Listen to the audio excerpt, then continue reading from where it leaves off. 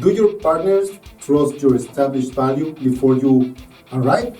As Walt Disney said, the way to get started is to quit talking and begin doing. Hello, I am Juan Navarro. This is Advanced Quality Programs, and I invite you to explore the quality philosophies and concepts to apply them to our everyday life.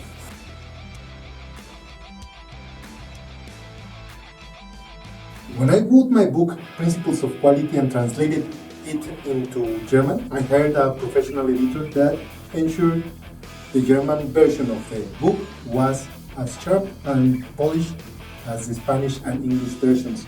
This woman was a professional editor who understood everything from grammar to structure and how to best correct the book chapters. And additionally, she was a genuinely sympathetic lady. The more I get to know her, the more I found her personally trustworthy, which is why she was given the task of proofreading and editing the German manuscript. She mentioned that she could also assist me with the marketing and help me build a fantastic distribution plan. Trusting her personally, I thought this would be a good idea. However, after a few weeks into the project, red flags started to appear.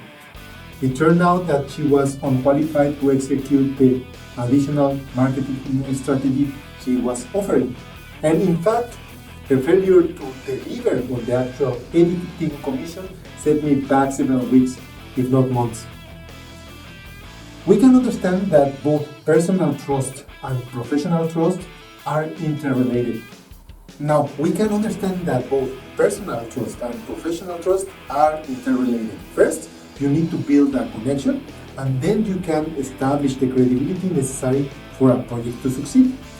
In this case, for example, if the editor had stayed with her area of expertise and delivered on her promise, I would have trusted her both personally and professionally. But because she offered services outside her qualifications and compromised the project she was already responsible for, she lost some credibility with me. Perhaps I still find her personally approachable, but professional trust is no longer there.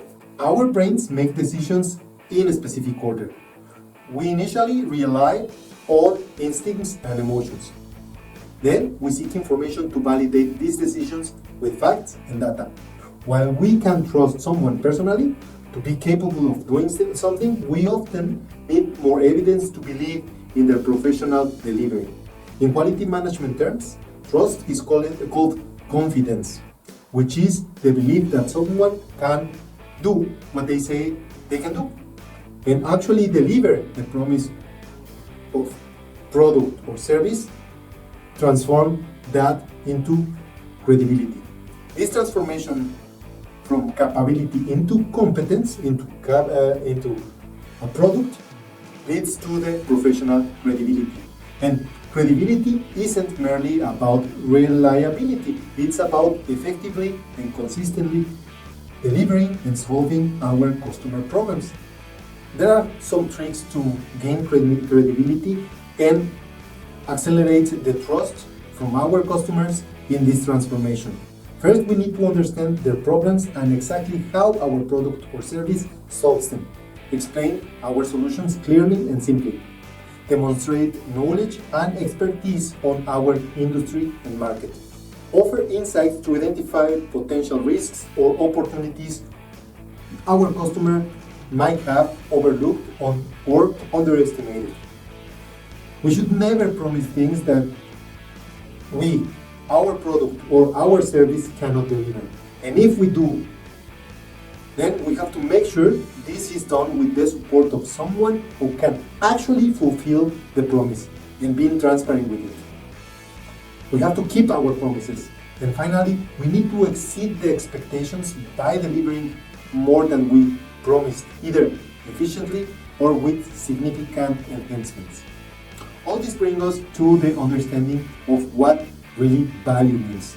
Value tends to be the result of our perception of worth based on what we paid compared to what we had received.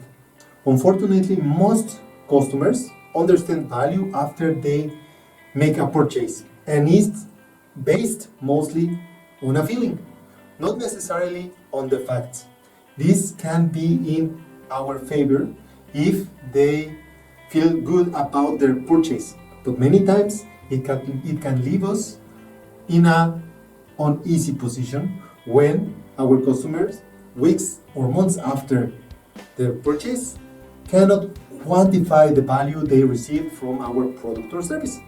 What many people call actually the buyer's remorse. Value is defined by how our brain compares two sources of input. We compare new decisions against previous performances. Value is determined by how our brain compares two sources of input. We compare new decisions against previous experiences, or what we call anchor points in our mind.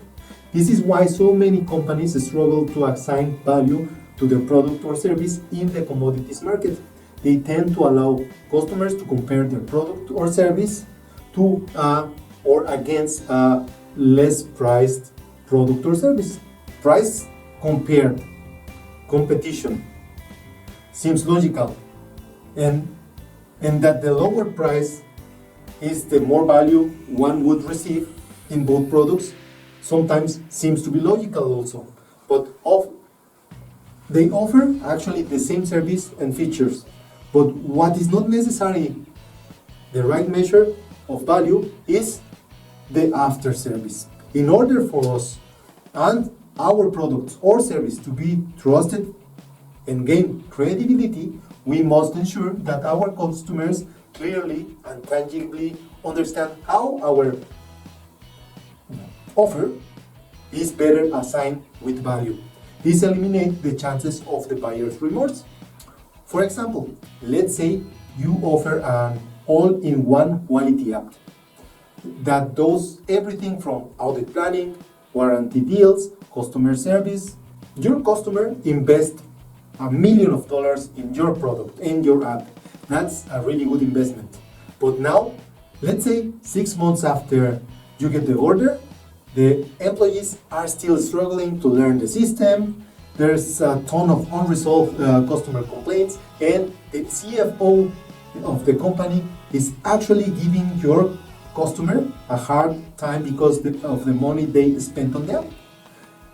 And if someone asks your customer, your client, the buyer, the responsible for the purchase, if that specific purchase was worth it, in other words, if they can define value based on what they paid to you, they would likely say something on the effect of, well, we had spent $1 million. The employees are overwhelmed at this moment with the work. My CFO is complaining that the return of their investment seems likely to be delaying, and maybe at this point of time, the purchase doesn't seem really worth it. Here is where your trust and your credibility comes to play. Here is where you actually gain your customer trust and you can really solidify your credibility. You must help your customer and all the stakeholders to understand and remember all the benefits they should be getting from their purchase to define clarity of value.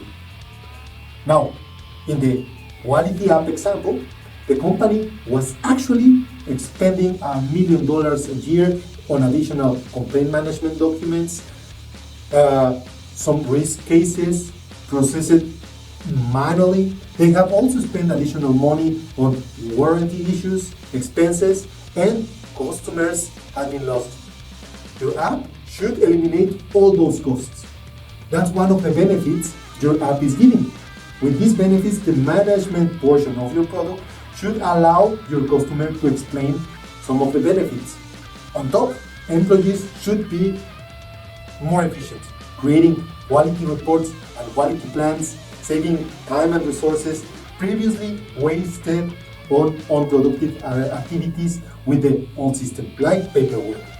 And that's the reason why the results that your app should be providing is likely saving the customer at least $2 million per year while increasing efficiency and productivity. This translates into value, not only monetarily, but in many other ways. And if the question comes back again, was the purchase worth it? The response we should be getting from our customer should be something like introducing a new system is always tough. But the benefits we have seen so far have everyone excited to see how much better we can be with this app.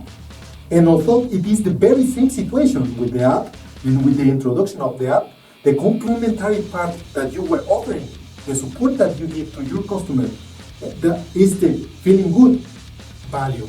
And clearly, that demonstrating what your solution is providing is giving the sense of value. As a result, they trust you more and you gain credibility with your product in the future. After all, the best partnerships are those we trust, and this trust is established before we even arrive.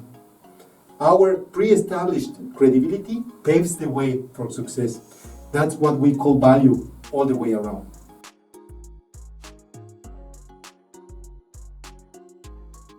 And that was it. That's all for this week episode and podcast and video. I will appreciate all of your comments, your subscription to the channel. And if you find value on this episode, don't forget to hit like, share this value with your friends, with your family, with your enemies, with your colleagues, everybody that would benefit of it. I appreciate everybody that has acquired the books like Quality Projects or Quality Principles of Quality. I also appreciate all of your ratings in Amazon and Goodreads. I leave you with a quote from Richard Branson.